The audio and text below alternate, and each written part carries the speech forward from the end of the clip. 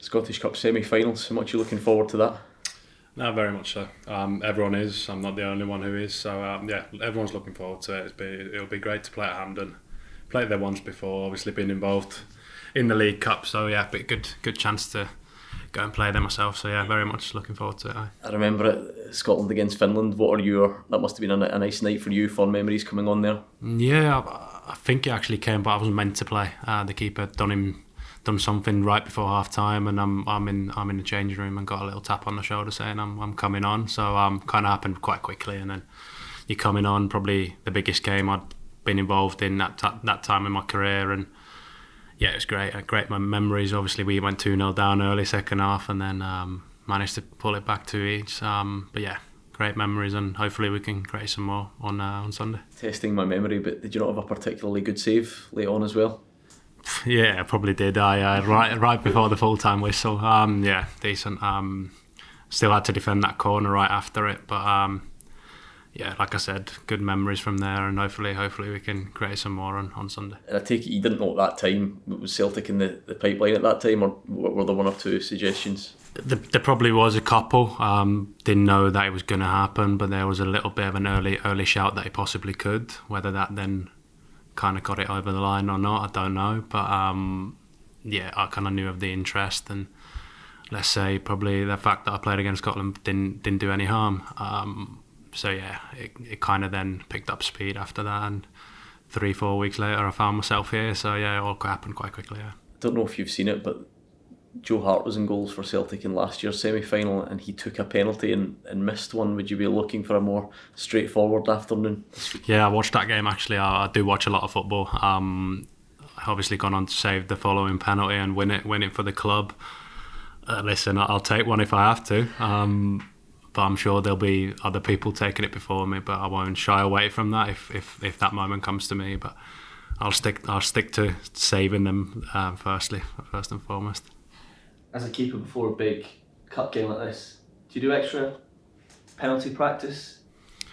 Listen, you always do. I kind of approach it the same way as any other game. It's one of them. You always do your research with Woodsy and other goalkeepers, kind of little tips and stuff like that. But I wouldn't say you do more. You always do the same because you want to be ready for whatever comes, whatever game it is. So it's been more or less the same as other games. Not practice taking any then?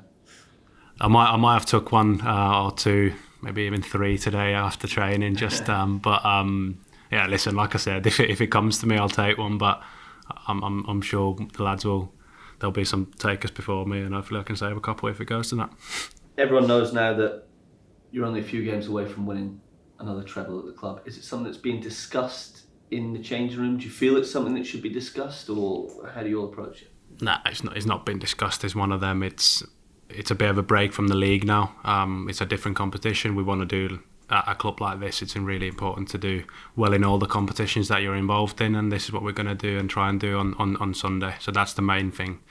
Whatever happens next week happens, but we'll cross that bridge and when we get to that. But the main thing is this Sunday, and this talk that you mentioned. We've not really mentioned that as a group of players. It comes if it comes, but we'll try and do our best on Sunday to have a chance at that.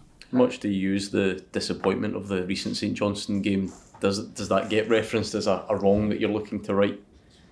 Possibly, but not really. It's one of them. Like I said, we want to do the best we can every game. It was a disappointing performance on that day, and I'm sure we'll try and do better and take bits from last weekend against Killy, where I thought we was outstanding for that first 30 minutes where we kind of blew them away. So you do that again on Sunday, and it'll be difficult for teams. But listen, we're expecting a tough game.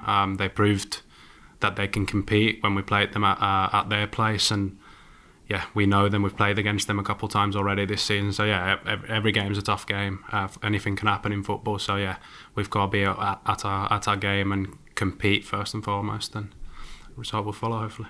Just in terms of yourself being the number one over these last few weeks, how have you found it, and has it lived up to your expectations? Have you lived up to your own expectations? What do you think? I've loved every minute of it. Obviously, it's for goalkeepers. The more you play, you probably get better as games go on. That's something I would probably say about myself. There's things that I want to do better because I'm probably my biggest critic myself. I want want to be excellent in the way I play, and the more you play, the better you get. I believe in that very much. So yeah, it's one of them. In terms of expectation, it's been probably even better than I've expected in terms of the reception you get from the fans, the football club, and the support you get. It's been amazing. I loved every single second of it, and listen, long may that continue. I'll play with my heart on my sleeve, and hopefully the people that watch us can see that. So. See, on that, was last week a good example of the challenge of what it can be like as a Celtic goalkeeper, where you don't have a lot to do, and then out of nothing, it's almost that kind of staying switched on when the team's attacking so often. Oh yeah, it's like I said, that's part and parcel of being a Celtic keeper. There's some games where you're not going to make many saves. You've got to have to be really clean and switched on and kind of organise your defence, and that's the game now. That's what you got to be, and I want to be that goalkeeper. And listen, you can always get better. Like I said, I'm my biggest critic myself, and I'll be the first one to say whether I should do better somewhere, or whether I should be cleaner with a pass or something like that. And listen, every day we're working there with Woodsy and the gaffer to be that better version of myself. So yeah, like you said, it's about being a Celtic keeper. That's what it sometimes requires. But yeah, you've got to be switched on. Well, when you came here, obviously you didn't envisage yourself becoming the number one at Celtic. Now you've had a taste for it. Does it just whet your appetite more? Are you determined to compete for that jersey when Kasper's back at the end of the season or next season? Going forward long term, do you see yourself as the long term number one here at Celtic? Yeah, that's always been the aim. That's the whole plan of me coming here. Listen, I want to play for this football club. I want to be the number one here, and that's been the aim since the first day I walked into this football club. So I'm trying to do my best. Hopefully the performances can show that, and the way I train every day and stuff like that can show that I can be that. Kasper's been brilliant. Me and him have a great working relationship, and we're great friends with each other. So yeah, listen, he's a brilliant goalkeeper. He's done really well for the football club. He's been amazing, and the career he's had. I'm there to learn from him, and hopefully one day I can be a number one here. But that's ultimately the plan. Yeah.